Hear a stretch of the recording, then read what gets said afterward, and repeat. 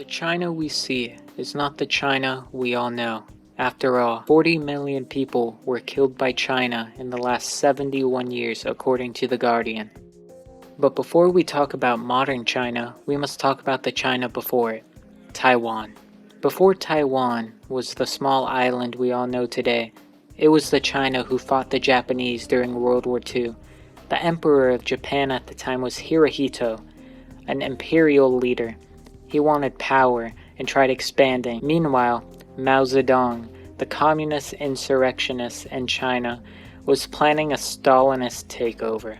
Taiwan, also known as the Republic of China, was weak from the onslaught of Imperial Japan, and then the communists struck the crippled Republic of China and took over all of the remaining Chinese land, except for the island we know as Taiwan. After World War II in 1949, the new country of Communist China was official. In 1953, Mao Zedong, the new leader of China, instilled the Chinese land reform, which would kill landlords and redistribute the housing to peasants. 4,500,000 landlords died, according to the Washington Post. In 1957, the anti-rightist campaign went into action and took away the rights of many politicians and intellectuals. 550,000 were murdered in an attempt for the brainwashing of the population. Communist China wanted to industrialize like the West, also known as Europe, in an attempt to grab the spot of the dominant power of the world. In 1958, the leader of China, Mao, called his industrialization process the Great Leap Forward. It included mass industrialization and specialization and resulted in the starvation of millions of people. About 36 million people died, according to the New York Times, and in that same year, Tibet revolted and thousands of Tibetans were killed and the Dalai Lama, a Buddhist religious figure, went into hiding. As a result, the administration of China had less political power.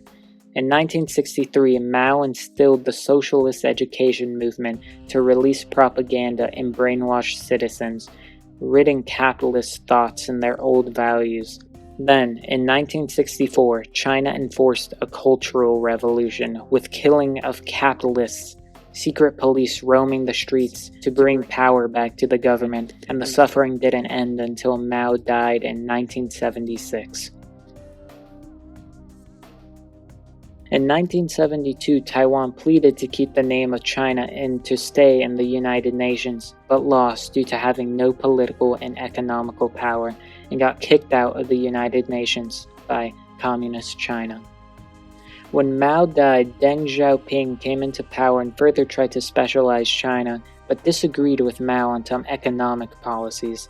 Deng reformed China and wanted to decentralize powers in China and wanted more civil reforms and opened SEZs, specialized economic zones, capitalist zones, which allowed China to grow rapidly in GDP. But Deng also delimited the one-party state, allowing himself and the government to gain more power and opposed Western constitutions and furthered censorship of opposing political ideas. Deng later said, "Hide your strength, bide your time, never take the lead," so China can hide its power to secretly rise.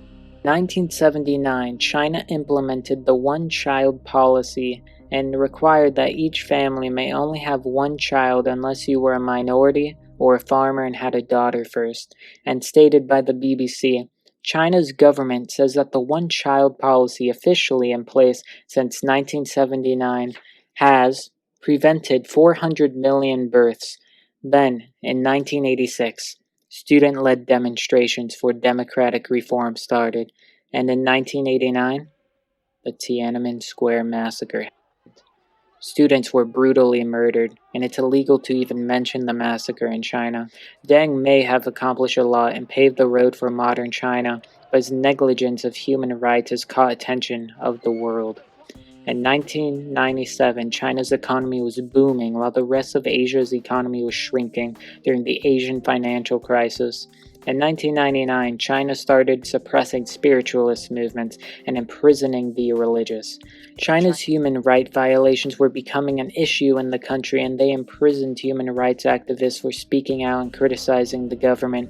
Then Xi Jinping became president in 2013 and did away with term limits and became president for life. Then he imprisoned the Muslim Uyghurs in work camps in the provinces of Western China, much like World War II Germany. He then censored the internet and required major corporations such as Tencent to bend to the government's will and invade the privacy of its users. China has taken away basic freedoms from Hong Kong and has manipulated Facebook and Twitter to ban over 200,000 pro-Hong Kong Facebook pages and instilled the social credit system, which ranks people based on their deeds. As the New York Post says, China's new social credit system is a dystopian nightmare. In the past 71 years I went over, Communist China has killed over 37 through 40 million people. The wrath of God is being revealed from heaven against all the godliness and wickedness of people who suppress the truth by their wickedness. Video over the modern manipulations of China that I briefly touched on in the last minute of this video. God bless you all, and don't forget to like and subscribe and share.